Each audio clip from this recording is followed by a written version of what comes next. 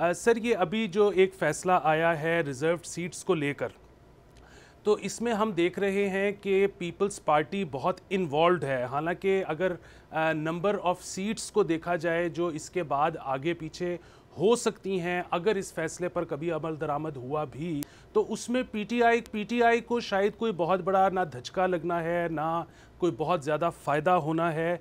तो फिर peoples party जो है वो इसमें क्यों इतनी इन्वॉल्व है और क्यों एक पार्टी बनकर सामने आ रही है? बहुत शुक्रिया जी। नहीं, कोई इसमें इतनी इन्वॉल्वमेंट नहीं है।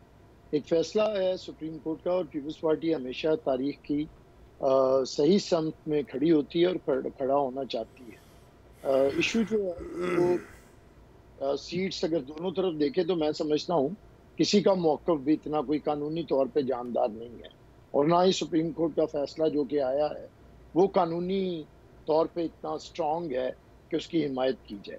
हम सुप्रीम कोर्ट के फ़ैसले मानते ज़रूर हैं, लेकिन कॉन्स्टिट्यूशन के अंदर जो भी हल होता है, हम सुप्रीम कोर्ट के पास ही रिव्यू पिटीशन लेके गए हैं।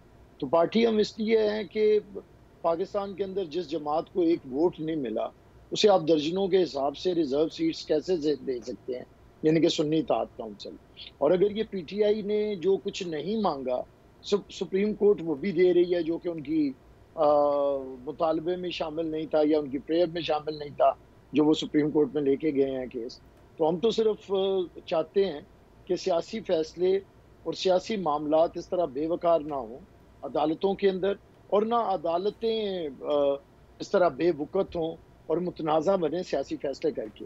पीपल्स पार्टी समझती है कि अगर ये वापस भेज दिया जाता, रेफर कर दिया जाता पार्लियामेंट को, और अगर पार्लियामेंट मिलके इसे फैसला करती तो अच्छा फैसला आता जिससे सियासी मामलात आगे बढ़ते। अब ये जो भी फैसला है किसी एक पार्टी के हक में आया है या आएगा, तो उससे कोई फ़ायदा नहीं होगा सियासी तौर पे।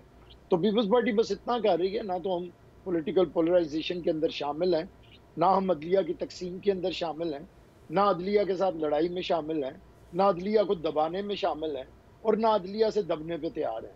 हम तो सिर्फ़ पाकिस्तान को एक आइन के मुताबिक चाहते हैं कि एक मुल्क हो जहाँ पे तमाम इदारे अपनी-अपनी कॉन्स्टिट्यूशनल डोमेन के अंदर काम करें, और जो पाकिस्तान का कॉन्स्टिट्यूशन ट्राइकोटमी ऑफ पावर देता है, उसके अंदर सारे रह के काम करें। ये पीपल्स पार्टी कह नहीं रही, ये पीपल्स पार्टी कर चुकी है।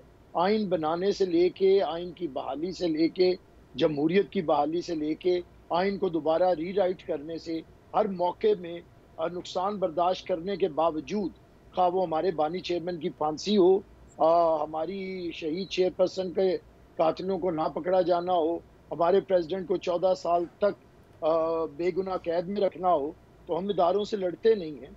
हमारी एक ही बात है कि आइन पे अमल दरामद करें, और जब आइन पे अमल दरामद होगा सबको उसका राइट मिलेगा।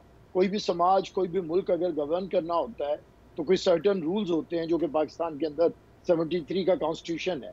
तो पीपल्स पार्टी उसी के लिए काम कर रही है। हमारा कोई इसमें मकसद नहीं है कोई सीटें गेन करना या किसी की मामलात के अंदर रुकावट बनना। तारीख को दुरुस्त में रखना ये पीपल्स पार्टी का मकसद है। सब्सक्राइब करें और बेल दबाएं ताकि कोई खबर रह न जाए।